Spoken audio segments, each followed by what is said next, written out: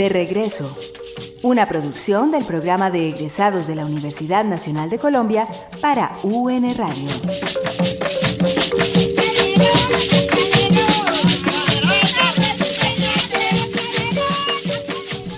Muy buenas noches, bienvenidos una vez más a De Regreso, el espacio radial del programa de egresados de la Universidad Nacional de Colombia, sede Medellín. Como siempre tenemos invitados y nuestros invitados son egresados de la universidad.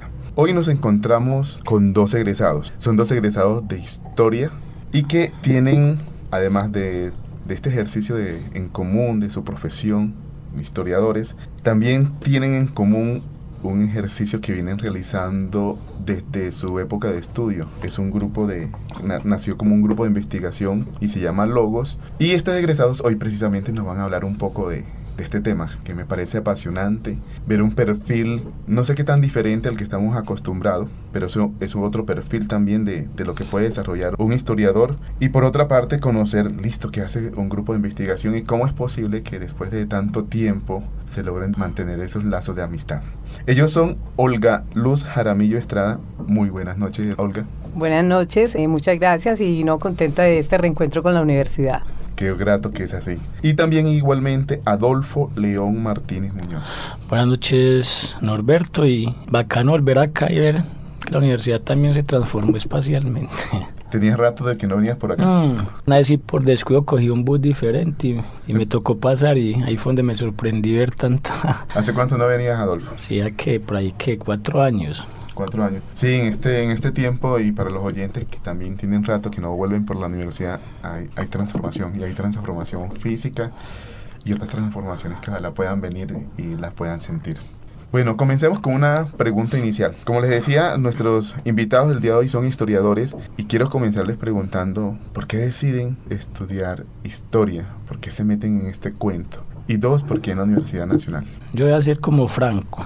Ahí me cogió la historia vagando, yo era vago, entonces algún día dije, está en la casa, pero siempre tuve una afinidad desde que está en el colegio por las ciencias sociales, pues por los estudios sociales, tenía como esa capacidad del colegio y me hice varios intentos en la de Antioquia, porque inicialmente cuando uno sale de bachillerato es todo despistado, uno no sabe qué carrera. Inicialmente me gusta la comunicación social, luego el trabajo social, el derecho, y no pasaba la de Antioquia. Y una vez frente aquí a la Nacional y a la de Antioquia, y pasé simultáneamente a las dos. Y lo paradójico es que la de Antioquia me la soporté muy poco tiempo. Entonces, historia es porque siempre me ha gustado como el ejercicio de reflexionar. Yo creo que nosotros en esta sociedad nos falta más reflexión, y reflexión no solamente histórica, sino también política, filosófica, estética. Yo creo que esta es una ciudad, sobre todo Medellín, una sociedad que le importa un carajo la relación estética con la vida, y se le ha tomado mucho la relación financiera y económica.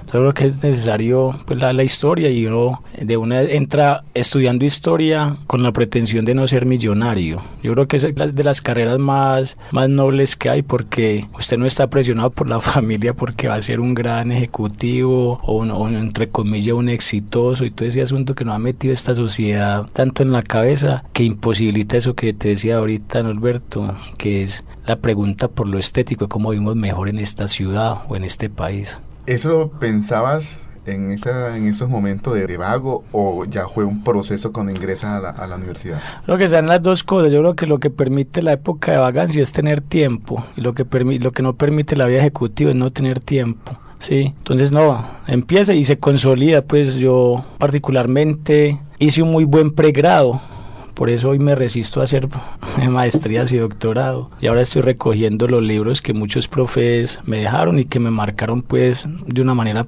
también el pensamiento, para pensarlo de otra manera, esta forma de estar en la universidad. Yo creo que el ejercicio por la universidad fue importante en esa medida, que es lo que yo hoy valido como un ejercicio académico, que es lo que me niego a aceptar en la forma como ha devenido capitalista, neoliberal la universidad, y que se imposibilita ese otro ejercicio del pensar, porque no es que a la universidad o al colegio se le pida todo, pero sí lo que debe permitir el ejercicio académico es que le modifique a uno la forma de pensar. Si eso no pasa, en el caso mío, no tiene sentido estudiar. Si estudiar es para que uno tenga títulos, yo mi diploma lo tengo por allá archivado en una carpetica, pues no me interesa exhibirlo, y no me interesa exhibir lo que está, la transformación que me genero, eso es lo que importa. Y el ejercicio académico en ese sentido, con algunos profesores que me marcaron significativamente acá y me permitieron acercarme a otras lecturas, y los compañeros que conocí en la universidad, creo que fue un ejercicio importante de transformación del pensamiento.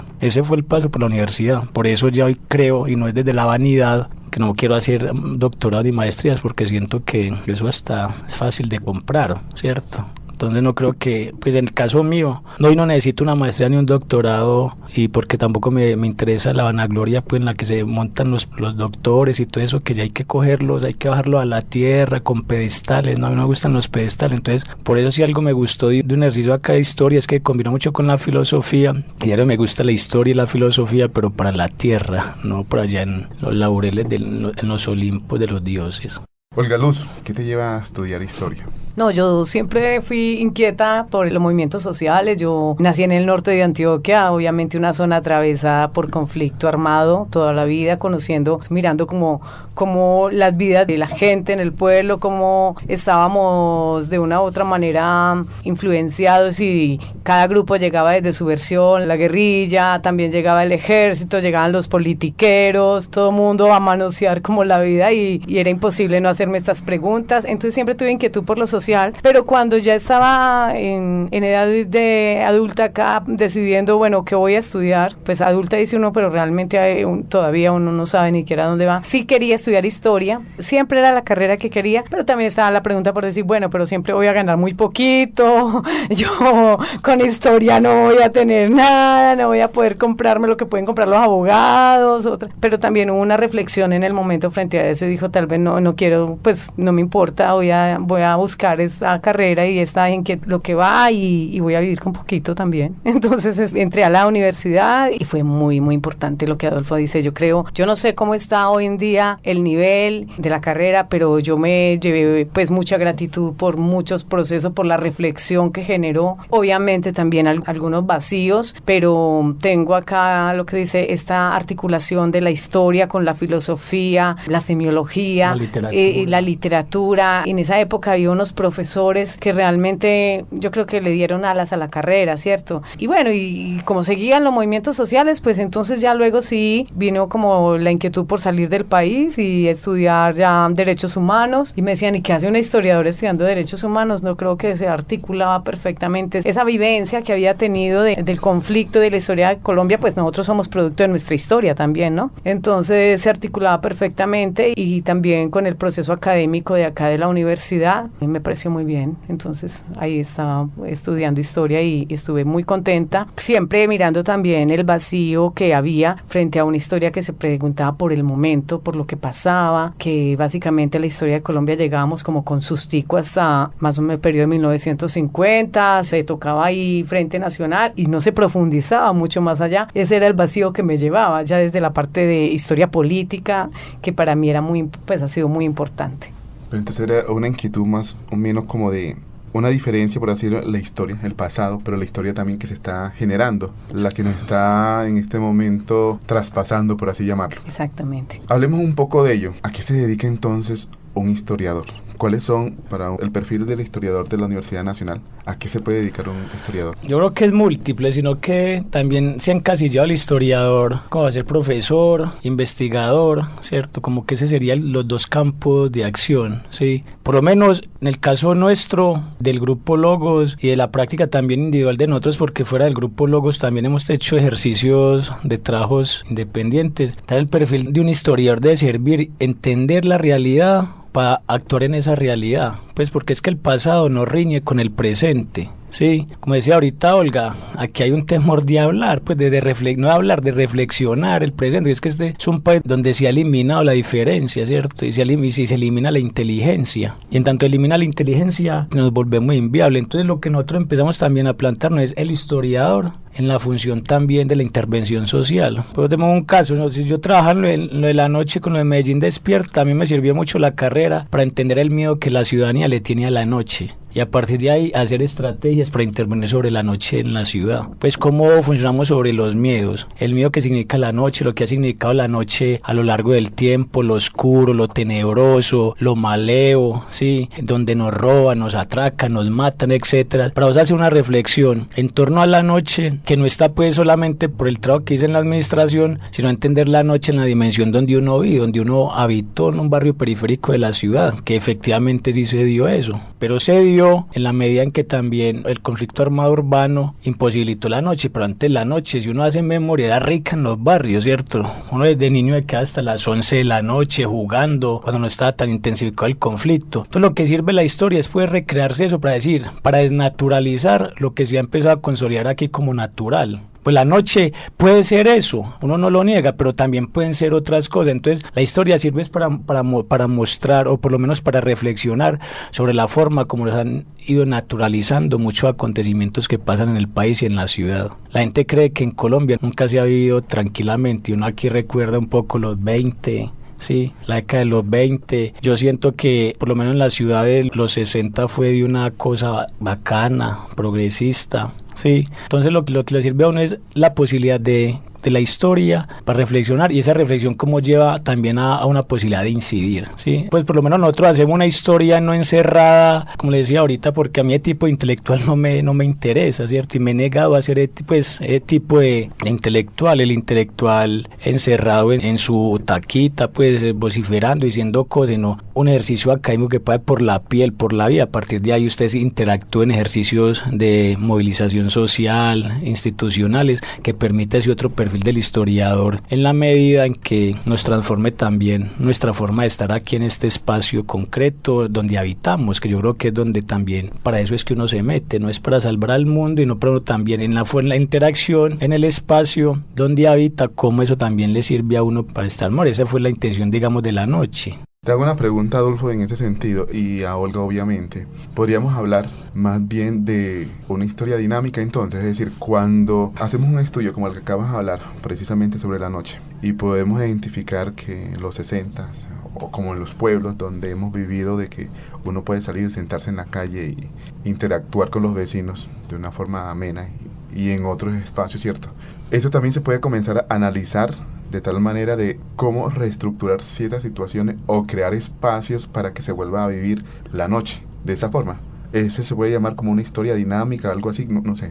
Es una historia viva, dinámica. En esa medida, la pregunta por el pasado es porque tiene vigente en los procesos del presente, ¿no? No es solo una colección de cuentos o de historia, ¿no? Tampoco es el académico dentro del aula nomás y como que pierde la conexión con el mundo de afuera. La inquietud para nosotros como grupo, yo creo que lo que nos ha mantenido unidos todos estos años siempre ha sido ese deseo de llevar la historia a la calle, de vivirla allá y de sentirla, ¿no? Lo que dice Adolfo, el proceso histórico sirve mucho, o sea, por ejemplo, si lo vemos incluso en las mismas metodologías de trabajo, ¿cierto? De memoria histórica, vamos a hacer trabajos con campesinos, con comunidades, con indígenas, pero llegamos con unas metodologías diseñadas en Europa, que son los que hacen la cooperación financiera, entonces dicen cómo va a ser la metodología, o diseñada en unas aulas que desconoce el ritmo en el que hablan los campesinos de una región, el ritmo en que ellos se sienten más cómodos, entonces le decimos tiene 10 minutos para intervenir, cuando ellos tienen su manera y su forma, ¿cierto? Entonces, esas mismas formas de acercarnos a los pueblos, de acercarnos a la gente, tiene que pasar por conocer el pasado de ese territorio, de esa comunidad con la que estamos, para dejar como esa visión siempre colonialista nuestra de llegar y decir cómo se hacen las cosas, y la universidad, lamentablemente, también transversalizada por esos discursos coloniales que le lleva a decir, interprete a sus campesinos así, interprete a sus indígenas así, interprete a la gente del barrio así, pero no se unte de la gente de barrio, no se unte de campesino, y yo creo que así no puede ser. La historia tiene que caminar las calles, tiene que irse, como dice Adolfo, tiene que ir a los barrios, a estar allá con la gente, a hablar con la gente como habla la gente, ¿no? A entender que de una manera se habla en la región de Urabá, pero de otra manera se habla en el Nudo del Paramillo, y que la gente tiene sus propios procesos. Entonces, en una sociedad en la que está hablando de una memoria histórica, sin conocer quién también hizo parte de ese proceso de la misma memoria de la que está hablando. Entonces todos los intelectuales, lamentablemente, y hay que decirlo, se atribuyen una cantidad de expertismos, que me resulta simpática la sociedad de los expertos, pero son expertos en todo, pero nunca se untaron del pueblo, nunca se untaron de la gente, y por eso, lamentablemente, en procesos como memoria histórica llegan con unos talleres totalmente fríos, que no tocan, que no generan, y uno dice, realmente sabemos con qué pueblo estamos hablando. Entonces yo creo que el grupo se mantiene unido, porque en eso sí tenemos toda mucha claridad, y es una historia a la calle, una historia hacia afuera, una historia para caminarla, para vivirla, para escucharla y para integrarnos, ¿no? Integrarnos en ese conocimiento académico, pero que corresponde con unas dinámicas reales y culturales a las que pertenecemos, o sea, a una identidad. Olga ya comenzó a hablar un poco del grupo que al principio de esta entrevista les hablaba, el grupo Logos. Comentaba que nace como un grupo de investigación en el 2003, según la información que ustedes me han suministrado, pero que luego, o sea, ustedes ya obviamente son graduados, son egresados de nuestra universidad y el grupo continúa. ¿Cómo es ese nacer de ese grupo? ¿Dónde estuvo la misma historia del grupo? ¿Cómo ha sido? Lo otro bueno del grupo es que es un grupo que ríe, ¿cierto? Sí, mucho. Pues porque esa es la otra cosa que, digamos, lo subversivo del grupo es como sacarlo de esa seriedad de la academia, ¿cierto? Sin perder la seriedad. Pues el surgir del grupo nace así, un grupo de amigos de diferentes semestres. Pues lo de Olga venía como un semestre menos o antes que nosotros. Lo que es Gloria y Frank, así empezamos junto el semestre, y ya otros compañeros que no están también. Entonces que nos juntábamos aquí en espacios donde solo otro que, digamos, veo que pierden la biblioteca cuando nos juntamos allá al lado de las solteritas a echar carreta, ¿cierto? A hablar. Y entonces hay como espacios de socialización, nos fuimos conociendo y empezamos a una invitación en el Museo Otra Parte, como también de sacar la historia del aula y descapitalizarla, es decir, que nosotros empezamos a dar seminarios, conversaciones, foros en Otra Parte en Envigado. Poníamos un ciclo, el primer año sobre historia de Colombia. Y era como una forma de sacar la academia de acá, ¿cierto? Y allí iban gente, administradores de empresas, abogados, y con una condición de discutir, de hablar, de conversar. Obviamente, los que hablábamos allí era una conversación que permitiera la interacción. Como decimos Olguito, y nosotros hemos sido críticos del experto, porque el experto es el que se vuelve sordo y no escucha, y el que tiene la verdad con V mayúscula, ¿cierto? Nosotros dijimos, le quitamos la V mayúscula y empezamos a decir, no, el ejercicio no es que todo el mundo sabe, no, abramos una posible discusión sobre la reflexión, documentos con la gente para interactuar, ¿cierto? Y a partir de ahí se fue consolidando el grupo y fuimos fortaleciendo pues el grupo desde ahí, ya luego desde la intervención que hemos adelantado en procesos sociales. Reafirmo totalmente, somos un grupo que nos divertimos mucho también. ¿Y cómo empezamos? Obviamente, como todos, apasionados. Este proceso ha caminado por nosotros mismos y como amigos ha caminado. Esas tertulias en que terminamos casi enojados, el que levantaba más la voz iba teniendo la razón. Hemos vivido todos esos procesos, ¿cierto?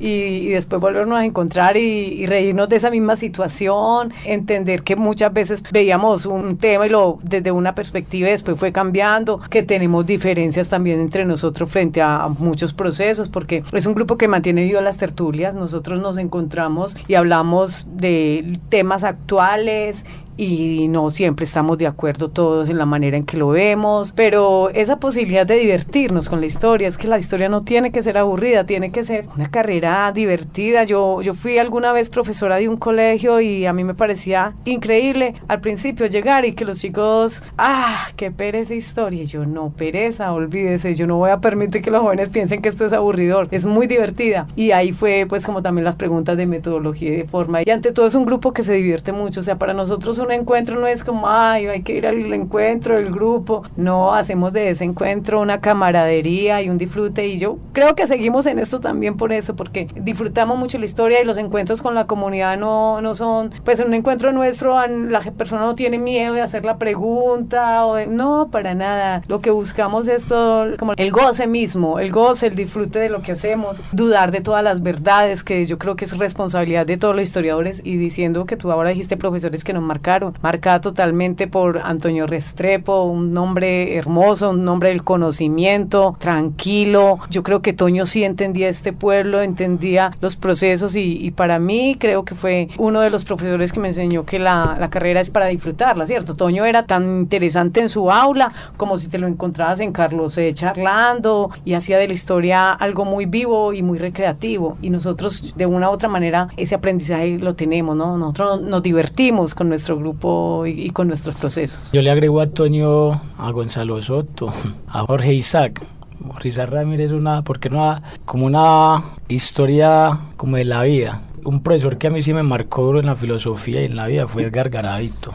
Pues creo que cuando un ejercicio del saber, como te decía al principio, Norberto, pasa porque le transforma a usted la forma de mirar y de ver, ahí pasa un suceso, ¿cierto? Y a partir de ahí el saber tiene importancia. Porque tiene importancia es porque ya atraviesa la vida y entonces pierde esa frivolidad en la que se ha convertido mucho del ejercicio del saber, ¿cierto? Que es, digamos, lo serio. Por eso cuando ahorita decimos de reírnos, el mayor ejercicio, como decía ahorita, lo más subversivo que puede haber en una sociedad que es muy seria es la risa, ¿cierro? Y eso, por lo menos a nosotros nos lo enseñaron, pues yo lo enseñaron estos profesores. Jorge Isaac era un señor que tenía una finura, una cosa fina para la ironía. Y eso hace falta, ¿cierto? Porque y que no hicieron de la nota su forma de castigo, sino que hicieron del saber un asunto, como dice Olga, que atraviesa para el placer, que es lo que a nosotros, digamos, la educación se ha alejado permanentemente, la relación del placer y el saber, porque ahí es donde nos atraviesa la vida. Vuelvo a insistir, Olga lo dijo ahorita, nosotros nos reunimos en el grupo y nos reunimos es para reírnos de la existencia de nuestras propias vidas, y que está atravesado también por una reflexión, digamos, de cada uno de nosotros, porque como dijo ahorita Olga, pues nosotros ahí pueden haber muchachos que les gusta el marxismo, a otros nos gusta Foucault, a otros les gusta, y a partir de ahí hacemos una interacción, no es de la ofensa, porque es que nosotros ahí no estamos llevando las epístolas de San Pablo ni nada, estamos llevando una reflexión que nos ha atravesado en la vida, ¿cierto? Por lo menos yo creo uno de los pocos menos marxistas de los muchachos, ¿cierto? A mí no me atravesó Marx, a las muchachas sí, algunos, ahí me ha atravesado más Foucault, me ha atravesado más Deleuze, sí, y otros literatos, las muchachas otros. Entonces eso no quita la posibilidad de la interacción, porque entonces lo que sí hacemos después de quitar el velo de todos los filósofos que nos gustan es lo que nosotros reflexionamos como individuos relacionados con lo externo, y a partir de ahí sacamos nuestras propias reflexiones y aportamos, como te decía al principio también, a cómo nos construimos una ciudad y un país y una sociedad diferente. Y eso nos lo ha posibilitado pues también el grupo cuando nos reunimos, y nuestro quehacer es como devenimos otra cosa, que yo creo que es la función fuerte para mí el ejercicio del saber. Olga y Adolfo, infortunadamente estamos llegando al final de este espacio, no sé en qué momento, por lo menos a mí se me fue volando el tiempo, pero Olga, quiero preguntarte, porque sé que tú estás como candidata a magíster precisamente en Derechos Humanos, y es en la Universidad Nacional de La Plata en Argentina. Quiero ver tu posición, porque es diferente a la que tiene Adolfo, ¿cierto?, en cuanto a los estudios de posgrado. ¿Nos cuentas por favor un poco de ello? Bueno, es diferente y no es diferente también. No es diferente en cuanto Adolfo dice, no me interesan los títulos, yo creo que hay que profundizar en el conocimiento que ya traía, y yo igual creo lo mismo, ¿cierto? Pero es diferente porque yo sí, como historiadora, mi inquietud siempre ha sido desde la parte social y política. Y como siempre he trabajado en comunidades y en procesos, tenía una inquietud hacía rato por los derechos humanos y este discurso, y realmente esto hasta dónde va, y esa comunidad internacional que uno no sabe qué es, en fin. Entonces sentía que era un vacío y quería profundizar en ese proceso para poder hacer mejores intervenciones de trabajos en relación a procesos políticos y sociales, y por eso me fui a hacer la maestría. Y también un valor agregado era poderme ir a otro país, porque también no quería hacer quedarme en la misma Universidad Nacional, para mí, con todo el cariño que le tengo, pero creía que era quedarme en lo mismo y que necesitaba ver otra cultura, mirar un proceso también de posconflicto allá, realmente después de la dictadura, cuál era la pregunta por derechos humanos. Entonces me pareció muy interesante ese viaje, estoy en el proceso, pero tampoco me angustia tanto los títulos. De hecho, pues Felipe Gutiérrez, mi asesor, me le escondo mucho porque todavía le tengo que entregar el trabajo siempre, pero pero a momentos en este tiempo de hacer la tesis, que he parado la tesis porque estaba cansada y sentía que yo no quería que se volviera un karma, ¿cierto? Entonces es esta, en lo que coincido con Adolfo, esta carrera que nos pusieron a coleccionar títulos, ¿cierto? Y entonces usted ve a la gente angustiada con el posgrado y que también tiene que venir el doctorado y la gente no está viviendo ni está disfrutando lo que está haciendo. O sea, yo esa maestría ya debería de estar realmente graduada, pero yo también estoy disfrutando mi proceso de formación en derechos humanos y viviéndolo y llevando ese trabajo entre historiadora y defensora de derechos humanos, cómo se ha articulado. Entonces no tengo afán por los títulos, pero sí es válido porque sentía que era una necesidad. Me vuelvo un poco al tema que estaba tocando Adolfo antes de hacerte la pregunta, y tiene que ver con la risa que ambos dicen que identifica el grupo. Quiero preguntarle un poco cómo ven ustedes humor, política, posconflicto en estos momentos. Yo creo que hay que ser cada vez menos Vargasville y más Garzón. Porque Vargasville es un humorista de la ridiculización. Jaime Garzón es un humorista de poner en cuestión el poder por medio de la risa. Y lo del posconflicto es que yo creo que en esta sociedad no hemos pensado muy militarmente, así seamos civiles, y a los guerreros no les gusta la risa, ni a los guerreros ni a los académicos que representan el poder. Por eso los académicos que no representan el poder son capaces de reírse más fácil y desmontarse de la verdad, que yo creo que eso es lo que une al guerrero y al académico al servicio de la institución. Complemento un poco ahí, es verdad, o sea, esta parte de Adolfo dice la risa y el poder, ¿cierto? Más que el posconflicto, en fin, hablamos es la risa y el poder. Entonces, nosotros en una ponencia también hay veces nos ha ido mal, y eso no es una censura para el compañero, eso es una risa después de decir cómo nos metimos en un término que no supimos llevarlo, o esos vacíos entre nosotros mismos. Hay veces cuando estamos en nuestras tertulias, lanzamos una hipótesis, algo que genere risa, o digamos, pero mira, ¿de dónde está sacando eso? Pero no es una burla, no es denigrar del otro, no nos da miedo equivocarnos. Si en este programa decimos algo y luego entendemos que no era ahí, pues nos va a dar risa. O sea, estamos gozándonos la vida también, no académicos de cari amargados que están soñando con el poder académico tanto como los militares sueñan con el poder militar. No, nosotros estamos disfrutando la vida y gozándonos la historia. Olga y Adolfo, muchas gracias por acompañarnos en esta noche, y qué grato es como ver o tener esa visión de ustedes el día de hoy. Gracias, Alberto, a vos por la invitación, y bacano que puedan seguir haciendo este tipo de reflexiones en emisoras radiales. Muchas gracias, muy contentos de que exista la oficina del egresado. Realmente sentíamos que hacía falta. Hacemos parte de la universidad aunque nos hayamos graduado, y estamos muy contentos de estar acá y haber tenido esta oportunidad de estar en este programa. Y también ha sido grato recordar docentes como Toño Restrepo, Gonzalo Soto, Jorge Isaac y Edgar Garavito. Muchas gracias a ustedes por traerlos a este espacio, y a ustedes los oyentes, hasta una próxima ocasión. Estuvimos con ustedes Jorge Iván Benjumea en la parte técnica, y quien les habla, Norberto Terraza Márquez. Hasta el próximo miércoles. Muchas gracias.